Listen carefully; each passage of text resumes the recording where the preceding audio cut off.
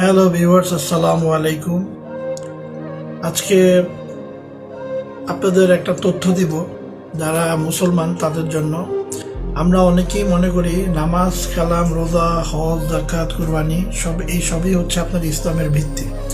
ইসলামের মূল 5টা ভিত্তি সবাই জানি, যে ঈমান, কালিমা, নামাজ, রোজা, হজ, যাকাত।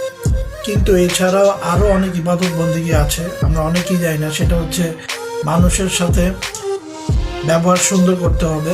এটা কিন্তু আপনার একটা ইবাদতের মধ্যে গণ্য।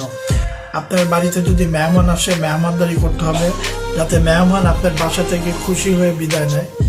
এটাও ইবাদতের মধ্যে গণ্য। আল্লাহ পাক বলেছে, যদি কেউ মেহমানদারি ঠিকভাবে না করে এবং মেহমান যদি মন খারাপ করে চলে যায়, মানে আপনি মেহমান আসলে মন খারাপ করতে পারবেন না, তার সাথে রাগ দেখাতে পারবেন না।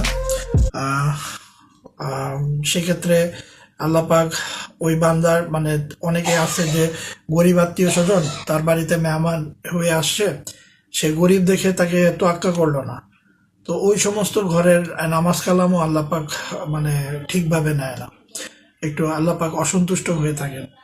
তো সুতরাং এগুলো আমাদের জানতে হবে যে ইবাদত বন্দিগির মধ্যে আরো কি কি পরে শুনে রাখেন।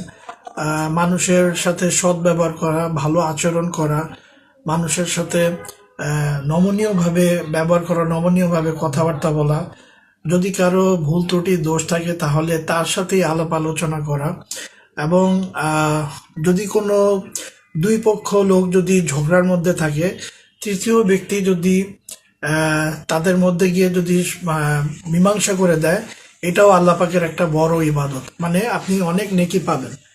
মনে করেন দুইটা ব্যক্তি ঝগড়া করতেছে, আমি তৃতীয় ব্যক্তি তাদের মধ্যে গিয়ে মীমাংসা করে দিলাম, এটাও একটা বড় ইবাদত, অনেক নেক আমল পাওয়া যায়।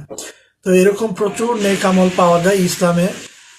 আপনারা এই জিনিসগুলো একটু মানুষদের সাথে শেয়ার করবেন, যে শুধু নামাজ কালামই কিন্তু আল্লাহ পাকের ইবাদত বন্দিগি না, পাশাপাশি মানুষের সাথে সুন্দর ব্যবহার করা, নমনীয় আচরণ করা, কোনো জায়গায় ঝগড়া বিবাদ দেখলে ঝগড়া বিবাদ মীমাংসা করে দেওয়া, এবং মানুষের সাথে যেন কেউ চুগলখড়ি না করে, কেউ যেন কারোর সাথে সম্পর্ক নষ্ট না করে দেয়, এগুলোও খেয়াল রাখা। এগুলোও আল্লাহ পাকের একটা বড় ইবাদত, এবং মেহমানদারি ঠিকভাবে করা। এবং সবাইকে দাওয়াত দিব 5 ওয়াক্ত নামাজ পড়ার। 5 ওয়াক্ত নামাজ পড়লে আপনারা 50 ওয়াক্ত নামাজের সওয়াব পেয়ে যাবেন। তো আল্লাহ পাক সবাইকে ভালো রাখুক, সুস্থ রাখুক। ফি আমানিল্লাহ।